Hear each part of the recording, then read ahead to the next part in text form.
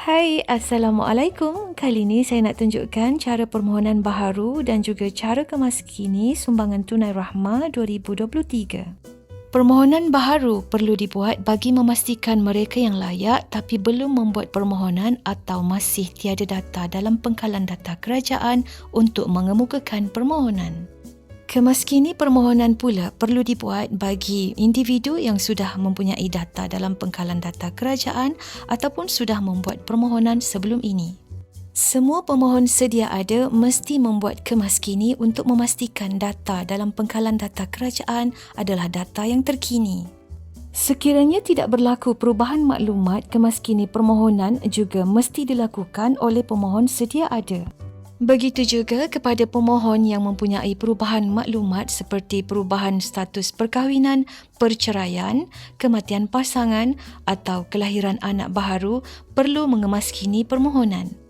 Bagi mengurangkan golongan yang tercicir untuk menerima bantuan ataupun keciciran data penerima STR Fasa 1 akan dibawa secara automatik ke dalam pengkalan data kerajaan. Tarikh permohonan baharu dan kemaskini dalam talian sumbangan tunai rahmah ialah bermula 1 Mac 2023 hingga 31 Mac 2023. Di sini saya akan tunjukkan cara mengemaskini permohonan. Seperti biasa, layari website rasmi MySTR, kemudian masukkan nombor MyCard dan tekan log masuk. Selepas itu, tekan semak untuk menyemak kata kunci keselamatan. Jika kata kunci keselamatan yang tertera adalah betul, tekan ya kemudian masukkan kata laluan. Kata laluan MySTR adalah sama dengan kata laluan MyBKM sebelum ini. Apabila kita dah masuk dalam sistem MySTR, kat sini ada banyak menu yang ditunjukkan, so kita pilih menu kemaskini permohonan. Setelah masuk dalam menu kemaskini permohonan, kat sini ada pemakluman, korang kena baca dan fahamkan dengan jelas sebelum membuat kemaskini permohonan. Selepas itu, semak semua maklumat sedia ada yang ada dalam pengkalan data MySTR. Sekiranya ada perubahan ataupun tiada perubahan, maklumat baharu yang perlu dikemaskini dalam data ini ialah nama dan juga nombor akaun bank pasangan. Kita boleh masukkan nama dan nombor akaun bank pasangan, tetapi jika pasangan tidak mempunyai akaun bank, kita boleh pilih tiada maklumat akaun bank. Jadi, nombor akaun bank yang akan keluar ialah 00001. Ruangan ni perlu diisi kerana kalau kita kosongkan, kita tidak boleh pergi ke langkah seterusnya. Untuk bahagian dokumen, sekiranya tidak berlaku perubahan maklumat, bahagian ini kita tidak perlu isi dan teruskan ke langkah seterusnya. Kalau terdapat perubahan maklumat, dokumen baru boleh diupload di sini. Seterusnya, semak maklumat anak dan waris. Jika tiada perubahan, sahkan captcha. Kemudian, baca perakuan ini. Jika bersetuju, klik di kotak kecil tanda setuju. Akhir sekali, jika sudah berpuas hati dengan segala maklumat yang telah dikemaskini, korang boleh tekan hantar permohonan. Simpan ataupun cetak atau screenshot keratan ini untuk rujukan anda selepas ini. Seterusnya, saya akan tunjukkan cara untuk membuat permohonan baharu sumbangan tunai rahmah 2023.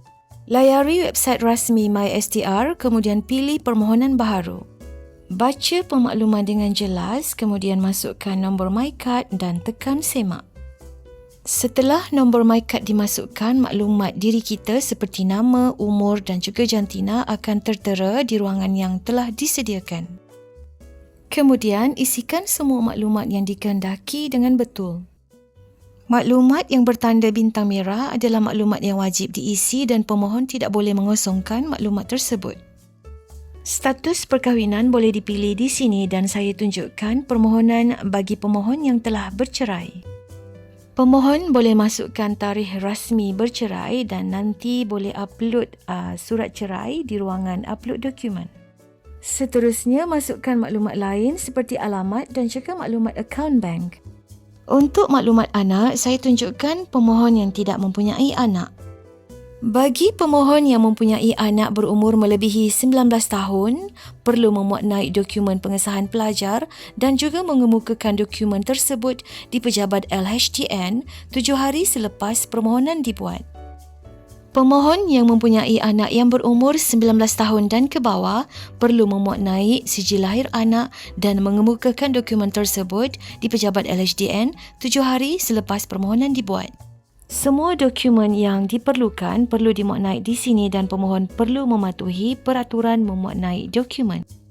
Antara dokumen yang perlu dimuat naik ialah sijil cerai, sijil kematian pasangan, pengesahan status pelajar anak dan juga sijil lahir anak. Sekiranya pemohon berstatus bujang, tidak ada sebarang dokumen yang perlu dimuat naik, namun jika pemohon berstatus cerai atau kematian pasangan, sijil cerai dan sijil kematian pasangan perlu dimuat naik. Di sini saya akan tunjukkan cara untuk memuat naik sijil cerai. Pilih jenis dokumen sijil cerai dan klik dokumen untuk mencari dokumen yang berada dalam folder ataupun simpanan kita. Akhir sekali, isikan maklumat waris. Jika sudah selesai, klik teruskan. Kemudian, baca perakuan ini. Jika bersetuju, klik kotak kecil tanda setuju. Sekiranya berpuas hati dengan segala maklumat yang telah diisi, korang boleh klik hantar permohonan. Langkah yang terakhir, korang boleh terus mendaftar akaun MySTR untuk tujuan kemaskini dan juga semakan status permohonan. Simpan atau screenshot paparan ini untuk rujukan jika diperlukan. Bagi permohonan secara manual ataupun fizikal, pemohon boleh mula memohon bermula 8 Mac 2023 sehingga 31 Mac 2023. Pemohon boleh mendapatkan borang permohonan dalam laman web rasmi MySTR atau pemohon boleh mengisi dan mengemukakan borang permohonan STR dengan hadir sendiri ke pejabat lembaga hasil dalam negeri. Untuk maklumat lanjut, sila layari laman web rasmi MySTR ataupun hubungi hotline STR Lembaga Hasil Dalam Negeri di talian yang tertera.